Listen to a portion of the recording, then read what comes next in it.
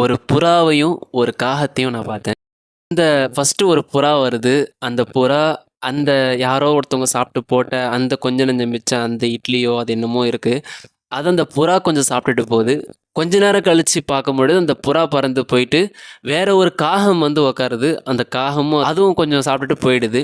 இப்ப நம்ம இந்த 2 விஷயத்தையும் 2த்தையும் சிந்திச்சு பார்க்கும்பொழுது என்ன எனக்கு இதில படிப்பினை கிடைச்சது அப்டின்னா, நம்ம இந்த உலக வாழ்க்கையில நமக்கு கிடைக்க வேண்டிய விஷயமும் அப்படிதான். அல்லாஹு தஆலா அதுக்கு ரிஸ்க் அளிக்கணும்னு சொல்லி நாடிட்டான். அதனால அது எந்த மூலையில எங்க இருந்தாலும், அது ஒவ்வொன்னும் அதனுடைய உணவ அங்க தேடிக்கிட்டு அங்க வர வச்சுட்டான். இப்ப நமக்கான ரிஸ்க், நமக்கான தேடுதல், நமக்கான விஷயம் என்னவோ, இந்த உலக வாழ்க்கையில் நம்ம இறைவன் நமக்கு கொடுக்க வேண்டியது கண்டிப்பா அது எங்க இருந்தாலும் நம்ம அந்த இடத்துக்கு வர வச்சு கண்டிப்பா அத நமக்கு கொடுப்பான்ற விஷயத்த இந்த ஒரு சின்ன விஷயத்துலேருந்து படிப்பினைய நான் எடுத்துக்கொண்டேன். அல்லாஹு தஆலா இது மாரி எல்லாருடைய வாழ்க்கையிலயுமே அவங்களுக்கு தேவையான நேரத்துல தேவையான விஷயத்த கொடுக்கக்கூடியவனா இருக்கிறான்.